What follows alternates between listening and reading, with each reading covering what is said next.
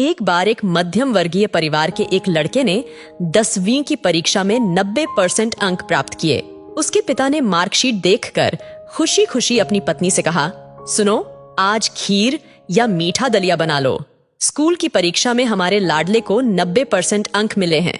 यह सुन उस लड़के की माँ किचन से दौड़ती हुई आई और बोली, सच में जरा मुझे भी तो दिखाइए मेरे बच्चे की कामयाबी की पर्ची। यह सुनते ही लड़का बीच में फटाक से बोला, क्या पापा किसे रिजल्ट दिखा रहे हो? माँ कोई पढ़ लिख थोड़ी ना सकती है, वह तो अनपढ़ है। यह सुनते ही उसकी माँ की आंखों में आंसू आ गए। वह चुपचाप अपने आंसू पोंछते हुए दलिया बनाने के लिए किचन में चली गई। लेकिन यह बात उसके पिता ने भी सुनी थी। उन्होंने बेटे के कहे हुए वाक्यों में अपने वाक्य जोड़ते हुए कहा, हाँ बेटा, सच कहा, तूने बिल्कुल सच जानता है।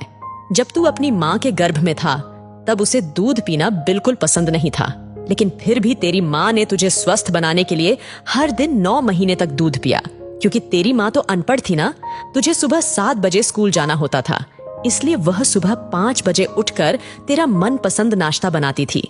जानता है क्यों? क्योंकि वह अनपढ़ थी ना, इसलिए जब तू रात को पढ़ते पढ़ते सो जाता था तब तेरी माँ आकर तेरी कॉपी व किताब बस्ते में भरकर तुझे ओढ़नी से ढक देती थी और उसके बाद ही सोती थी। जानता है क्यों? क्योंकि वह अनपढ़ थी ना, इसलिए बचपन में तू ज्यादातर समय बीमार रहता था।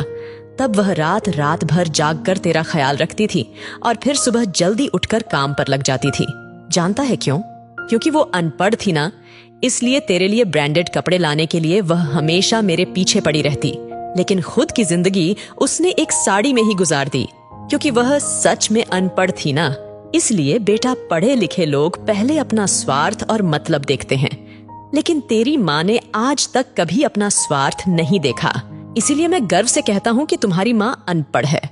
यह सब सुन लड़का रोते रोते अपनी माँ से लिपट गया और बोला, माँ, मुझे तो कागज पर 90% अंक ही मिले हैं, लेकिन आप मेरे जीवन को 100% बनाने वाली पहली शिक्षक हो। माँ, मैं तो पढ़ लिख कर भी अशिक्षित ही रह गया, लेकिन आप बिना पढ़े लिखे ही शिक्षित हो गई। क्योंकि आज मैंने अपनी माँ के अंदर छुपे रूप में डॉक्टर, शिक्षक, वकील, ड्रेस डिजाइनर और बेस्ट कुक, इन सभी के दर्शन कर लिए हैं। वह अपनी माँ के पैरों में पड़ते हुए बोला, मुझे माफ कर दो माँ, मुझे माफ कर दो। यह सुन माँ ने तुरंत अपने बेटे को उठाकर सीने से लगाते हुए कहा, अरे पगले, ऐसे रोते नहीं है, आज तो खुशी का दिन है ना। यह कहते हुए माँ ने अपने बेटे का माथा चूम लिया। दोस्तों, माँ बाप की जिंदगी में भले ही कितनी परेशानियां हों, लेकिन वह यही कोशिश करते हैं कि उनकी संतान हमेशा खुश रहे। दोस्तों, इस वीडियो के बारे में आपकी क्या राय है? नीचे कमेंट करके जरूर बताएं और इसी तरह के बेहतरीन वीडियो देखने के लिए हमारे पेज को जरूर फॉलो करें। धन्यवाद।